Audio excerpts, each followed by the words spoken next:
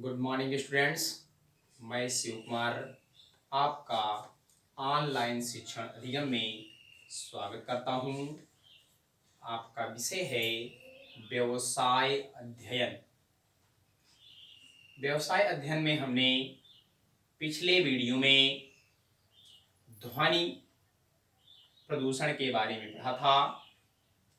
आज हमारा उसी के आगे का टॉपिक है हमारा रेडियोधर्मी प्रदूषण। आज हम रेडियोधर्मी प्रदूषण के बारे में पढ़ेंगे। रेडियोधर्मी प्रदूषण किन कारणों से फैलता है तथा रेडियोधर्मी प्रदूषण का क्या प्रभाव पड़ता है। तो देखेंगे, सबसे पहले हमारा है रेडियोधर्मी या नाभिकीय प्रदूषण। रेडियोधर्मी प्रदूषण को नाभिकीय प्रदूषण के नाम से भी जाना जाता है। इस प्रदूषण के द्वारा जो विभिन्न प्रकार के प्रोटॉन, न्यूट्रॉन की जो किरणें होती हैं, इन किरणों के अल्फा, बीटा, गामा ये जो किरणें होती हैं, इन किरणों के जो छोटे छोटे कण होते हैं, इन कणों के से तथा इनकी जो किरणें होती हैं, इनकी किरणें अत्यधिक ऊष्मा उत्सर्जित करती हैं, ऊष्मा निष्कासित करती हैं।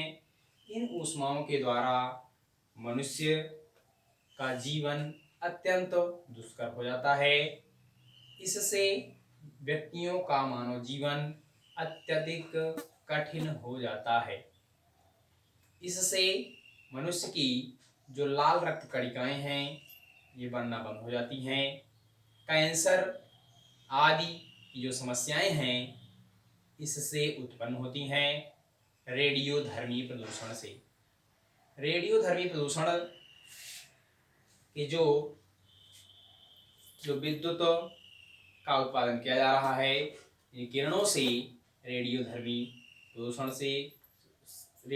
प्रदूषण उससे उत्पन्न होता है। जो हमारे विस्फोटक इलेक्ट्रॉन, न्यूट्रॉन की जो अल्फा, बीटा, गामा की किरणें होती हैं, इन किरणों के नाभिकीय विखंडन होता है।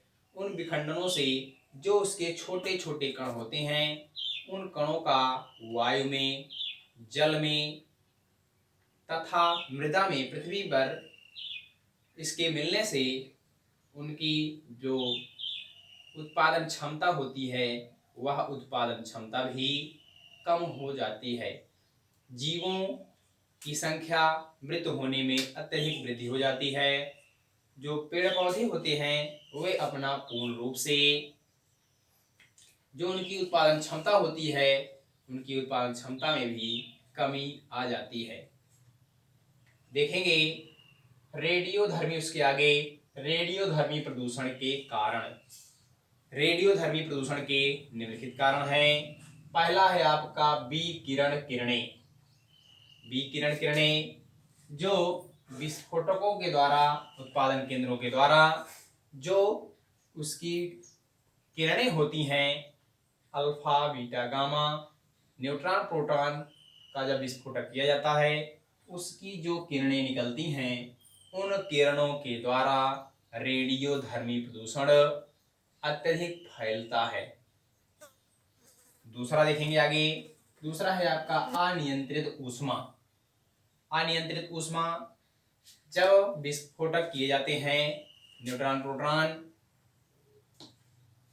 अल्फा, बीटा, गामा की किरणों के द्वारा जब विस्फोटक किया जाता है तो उससे अनियंत्रित ऊष्मा निष्कासित होती है। जिस ऊष्मा को नियंत्रित नहीं किया जा सकता है, यह शरीर के अंतः भागों पर प्रभाव डालती है। इससे व्यक्ति की लाल रक्त कणिकाएं बनना बंद हो जाती हैं, जिससे व्यक्ति बीमार हो जाता है तथा पशुओं के मृत होने की संख्या अधिक हो जाती है, जिससे पर्यावरण प्रदूषण अत्यधिक होता है। आगे देखेंगे रेडियोधर्मी प्रदूषण का प्रभाव। रेडियोधर्मी प्रदूषण के निम्नलिखित प्रभाव हैं। पहला है मानव स्वास्थ्य पर प्रभाव। मानव स्वास्थ्य पर प्रभाव क्या होगा? रेडियोधर्मी प्रदूषण का मानव स्वास्थ्य पर अत्यधिक प्रभाव पड़ता है।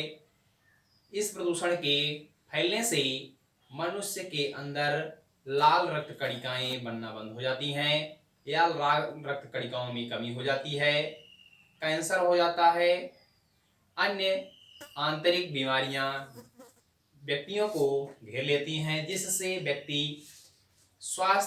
व्यक्ति का स्वास्थ्य कमजोर हो जाता है। वह उचित ढंग से व्यवसाय में कार्य नहीं कर पाता है। यदि व्यक्ति का स्वास्थ्य अच्छा ठीक ना हो तो वह भली भांति रूप से किसी भी संस्था में उचित रूप से अपनी कार्य क्षमता के अनुसार कार्य नहीं कर सकता है। अगला है जीव जंतु एवं वनस्पतियों पर प्रभाव। रेडियोधर्मी या नाभिकीय प्रदूषण, जब नाभिकीय विखंडन किया जाता है, उस विखंडन के द्वारा जो किरणें निकलती हैं या जो कण निकलते हैं, उन कणों के पृथ्वी में मिल जाने से जो उनकी किरणें होती हैं, उन किरणों की जो ऊष्मा होती है, वे ऊष्माएं जीव जंतुओं के शरीरों में अंतः भाग तक पहुंचती हैं, जिससे जीव जंतु बीमार हो जाते हैं तथा उनके मृत होने की संख्या अधिक बढ़ जाती है। वनस्पतियों पर प्रभाव क्या पड़ता है कि वनस्पतियां जब उनकी किरणें नाभिकीय विखंडन किया जाता है, जो उसके छोटे छोटे कण होते हैं, उन कणों के मृदा में पृथ्वी में भूमि में पड़ जाने से जो भूमि की उत्पादन क्षमता होती है, उसकी क्षमता शक्ति होती है, उस क्षमता शक्ति में कमी हो जाती है, जिससे वनस्पतियां सूखने लगती हैं, मुरझाने लगती हैं। अगला है पर्यावरण पर प्रभाव। पर्यावरण प्रभाव रेडियोधर्मी प्रदूषण से या नाभिकीय प्रदूषण से पर्यावरण पर अत्यंत गहरा प्रभाव पड़ता है, जिससे अनेक प्रकार के जीव जंतु, मानव जीवन, वनस्पतियां अत्यधिक प्रभावित होती हैं। आज की वीडियो में हमने रेडियोधर्मी प्रदूषण या नाभिकीय प्रदूषण के बारे में पढ़ा। इसके आगे का टॉपिक लेकर नेक्स्ट वीडियो में मिलेंगे। आज यहीं तक, धन्यवाद।